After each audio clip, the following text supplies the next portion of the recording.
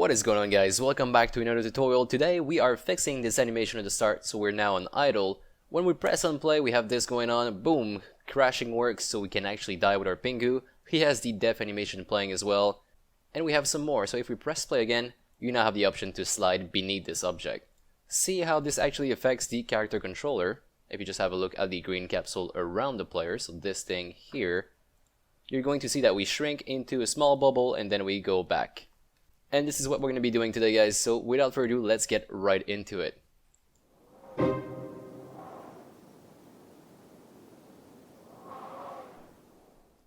Alright guys, so we're going to start with this very simple glitch we have here where the player, he runs, but he doesn't really run. So we're going to fix the animation, basically. Very simple fix. We're going to head over to the player. Then let's open up the actual animator, double click on this, and we're going to see the animation state machine right in here. So when we first enter the game, let's actually be on idle.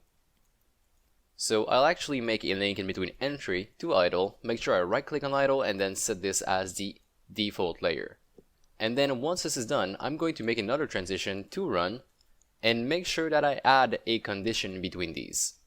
So when the game starts, we're going to idle, and then as soon as we set the trigger, a trigger that could be start game, then we're going to go ahead and start this run loop here. And then if at any time you decide to jump, then you can go from any state to jump. So let's go ahead and actually add this trigger. I'm going to click right here under parameters and then make a new trigger. This one's going to be start running. Simple trigger, and it's actually going to be put on this transition right here. Make sure it has no exit time so we can cancel the idle at any moment. Then click on condition and start running. Okay, so since we're already here, let's go ahead and keep on making a little bit of transition right here. We're going to need the def, so we're going to be implementing the def in this episode, and also the slide. Alright, so let's see. You can pretty much die at any time, so we're going to put that under any state. So at any moment, if you have a def trigger, which we can create right now, then you're going to be swapped over to the def animation. Add the condition right here, def, and once you're done with that, once you're done doing the def animation, you can actually exit, since we're not going to be using our player anymore in that environment. Now let's go ahead and do the slide animation as well. So I'm going to take slide right here, create a transition in between run and slide. Since you can't really slide from this state, you can't slide from the def state, you can only slide when you are running. So I'm going to create one from run to slide and then one from slide to run. This one is going to be controlled with a boolean, since I don't really want to have to make two triggers, so I'm going to be controlling this with a single boolean instead. At this moment, we still don't know how long the slide transition is going to be, so I'm going to create a single boolean. I call it sliding, and let's say if sliding is equal to true, then we can go there, and then make sure we don't have an exit time as well. Same thing on the other end, so sliding, no exit time, and let's make sure it is on false. So it's going to go on slide, and as soon as we pop our, as soon as we tell our sliding boolean to go back to false, then it's going to go back to running without any animation time. Alright, so to implement this, it is going to be fairly simple. As soon as we press start here, as soon as we tap, then we're going to send in that start running trigger that we put inside of the animator. So this trigger right here, so start running. Let's copy that. Head over to the player motor, which is open right here for me. And now we have the start running right here. We're going to say anim set trigger, and then let's send in the start running string. Just like this, we should have fixed our little problem we had. So at the beginning, he's just standing there, he's idle, and then press, and he's going to start running. So that gives us a little bit more fresh control on the animation. That gives us a little bit more control on the animation. Now we need to be able to slide and also to die. So the sliding one is kind of complicated, but we should be able to get it done fairly quickly. So let's go over here, let's go under the player motor. We need to actually go under the update and check if we are grounded. So down here, when we calculate the Y, let's actually check if we're grounded. If we are, then we have the option to jump, or we have the option to actually slide. So I'll do a else if right here. Else if mobile input dot instance dot swipe down If we're swiping down and we're grounded, then let's go ahead and slide. Now for the whole sliding part, we need to do multiple things. We need to actually shrink the character controller, we need to move its center, we need to actually set a boolean, we need to set the trigger inside of the animation. We have to do a lot of things, so I just type in start sliding right here. Now this function, we're going to create it down below, so say over here, private void start sliding, and let's also create one for stop sliding right now, so private void stop sliding. When we do start, let's do anim set boolean, and we'll say sliding with a capital S is going to be equal to true. Let's take this line, head over here, paste it, and same thing, but we're going to say sliding is equal to false. Now multiple things are going to have to be done in here, such as, like I said, I think we have to reduce the size of the character controller just so it's a little bit more tiny. You can go beneath obstacle without triggering them. And we're going to be looking at if we want to actually be able to cancel it out. But right now let's just start sliding, and let's just put something else a little bit later for stop sliding. I'll do an invoke just for testing purpose. After 1 second of sliding, oh sorry, yeah, it's the other way around. So you do stop sliding like this, and then after 1 second, let's call the stop sliding. So I'll actually just give this a try. Like I said, it's not something I want to leave like that in the code. I don't really like using invokes. And here he is. Now, gonna go down, it slides, and it stops. This is only when I do a swipe down. And I wonder if I can still move. Yeah, I can still move. So maybe you'll want to actually cancel this out, but I actually don't want to be deciding on this just yet. Today was all about making this score and also making sure we have a proper state machine. Okay, so in terms of the state machine, we have the jump, we have the slide, we're missing the def over here. So let's go ahead and we're going to leave them right here for now, but we're going to code, or at least start coding, the def condition of our player. So what's happening right here is that we have a character controller, and character controller actually has a function to detect when you're hitting something. Like you would go ahead and would say, if you were just using a standard game object, you could be doing a on collision enter or on trigger enter, but since we're using a character controller, this one has its own function called,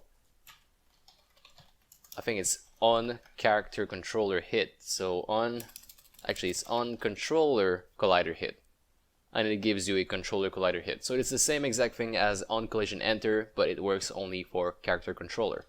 In fact, the on collision enter is not going to work on these type of colliders. So once we're in here, we're going to be looking for objects we enter collision with. Now let's say that we hit well, first let's take the tag. So hit GameObject.tag. Let's say that the object we've hit has a tag of obstacle. Then in that case, we can go ahead and say, well, we died, or we crash, basically. Then we can break. At all time, you're going to be hitting the floor. That would be like a object that has no tag. So you cannot be calling crash on any tags. You have to call it on the very specific one that are going to kill you. When we go ahead and we make our prefabs a little bit later on in the level generation episodes, you're going to see that we're only going to be keeping a small portion of our object, well, with this tag, basically with the obstacle tag. So only when our player touches these very specific, we're going to allow him to crash.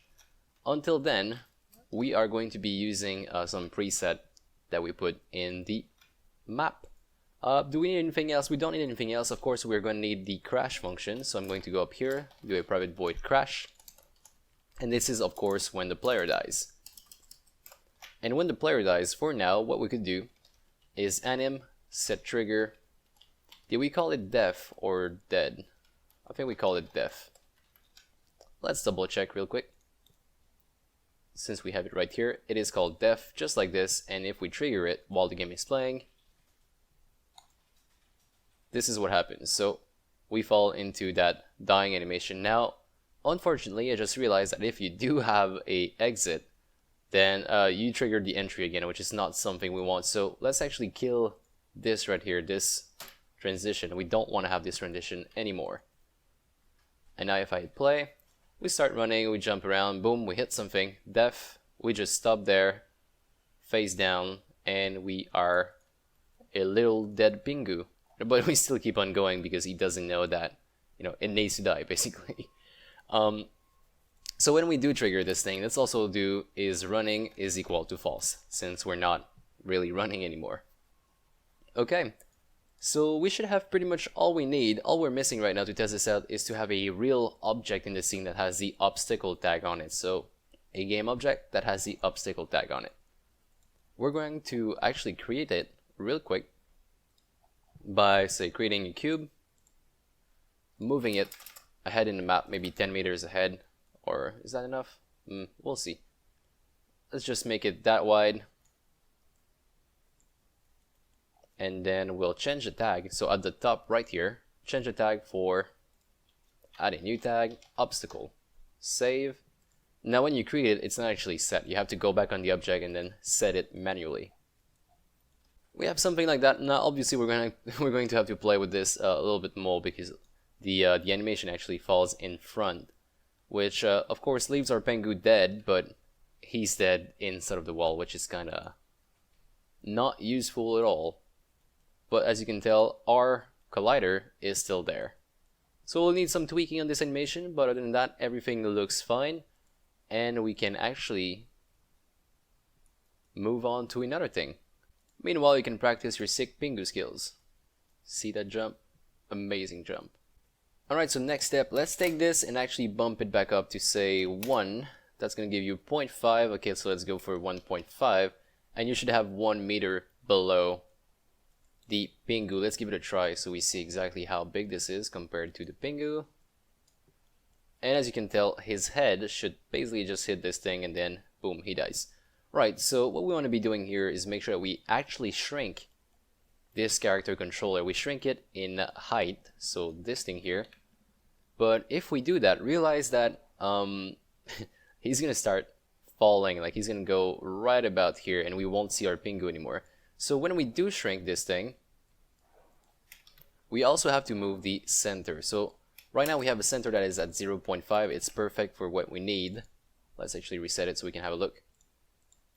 So we have a center that's at 0.5. But now, since we're at 0.5 in height, we're going to need to do divided by 2 here.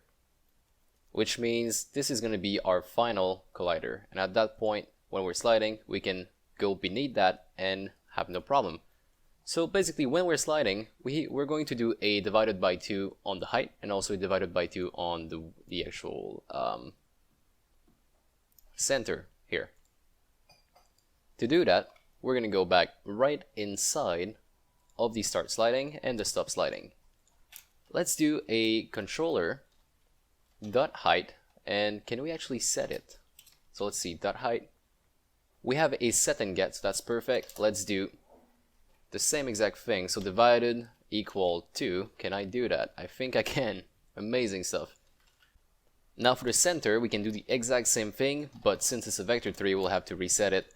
So let's go ahead and do controller center is equal to a new vector 2, oh sorry, vector 3. Then we do controller dot center dot x, and then controller dot center dot y divided by 2, and then controller dot center dot z. And that should be it. Let's copy over those 2 lines over here and just swap the divided by 2 by times 2 and divided equal by times equal. Okay, so let's give this a try, see if we can actually pass beneath this. So that's without the sliding, hits its head, it's dead, and now with the sliding, that's amazing, so it did work. Very, very cool stuff. Let's actually have a look, like a nice angle on this thing. Alright guys, so this is actually where we're going to be ending this episode. Next one, like I said, we should be tackling the menu at the top. We should be adding stuff to the menu, or we're going to be adding a funny, very nice slide behind the players, so some kind of trail. Since we're going to be walking on the snow, basically, we'd like to have some effect behind the character. That would be very, very cool. So it's either one of the two, just look forward to it. If you want to actually proceed with the tutorial, click on the video right now on the screen. It's going to take you to the next one. And also, if you click this link instead of clicking any other links, or if you go like directly on the channel, helps me out for some reason. So thanks, YouTube algorithm.